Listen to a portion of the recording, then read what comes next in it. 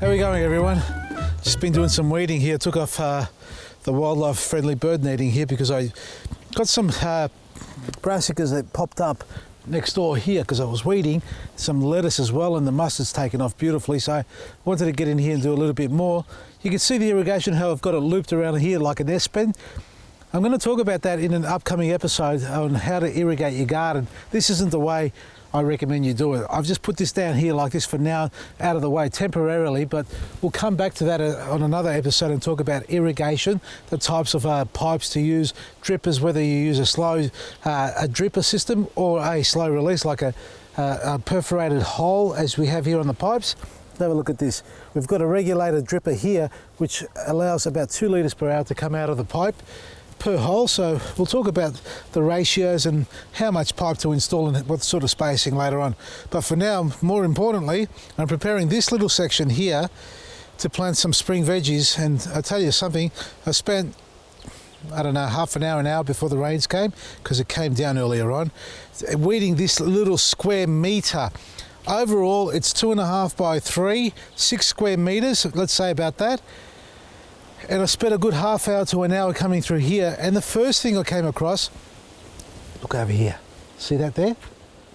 That little fig tree, it only stands about 5 foot tall, probably about 10 years of age. And do you know what happens with fig trees, folks? Come down here, have a look at this. Look at this. One. Wait, oh bugger it, I'm gonna get my hands dirty. I just finished washing it. 2. I'm going, where the hell is this coming from? Then I looked up and it's over there.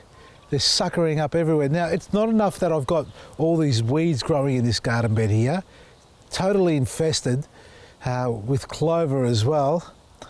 We've got the roots of a fig tree coming through here. Look at this. Oh, no, look, I'm going to cut it off. Fig trees are invasive. They can be, especially where you've got more water going to the ground than you have where the tree is. So I never, well, actually, there is a drip system there, but it's disconnected, actually. That's what it is. It's not watering the tree, whereas this area here, this whole area here was irrigated. Look, I've disconnected it here as well so I can start weeding this garden bed. Now, one problem that I have is invasive weeds. Second one is the root system of a tree, like a fig tree. Third problem is eucalyptus trees. Fourth, you thought it was going to finish at 3. Conifers. They're all coming into here, and I'm going to try and grow some tomatoes, you reckon, eh? Well, we're going to give it a go. We're going to raise this bed as well. But over here, here's another problem.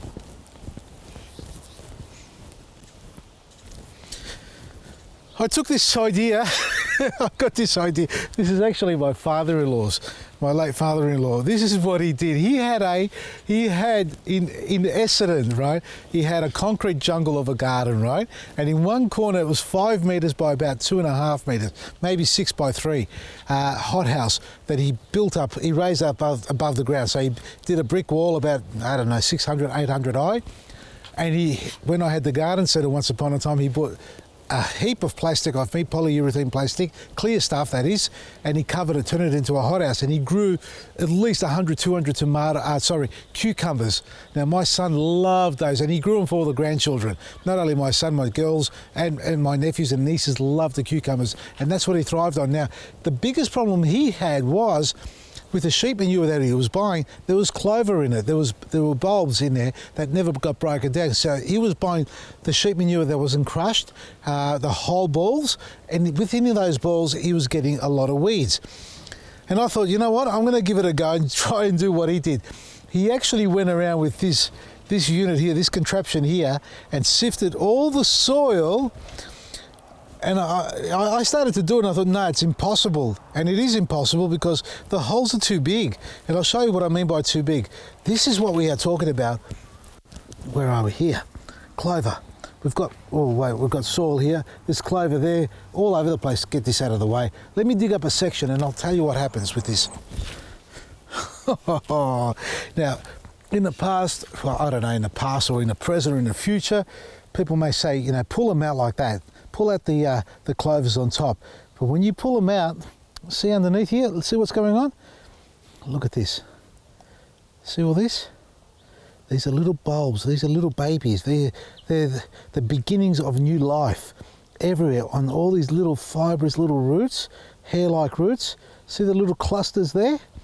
So when you pull the bulb out, this is what you're doing. What are you doing? Oh, really? Get away. Sorry about that. All right, settle down. Come on. You're dribbling all over me. People are watching. Come on.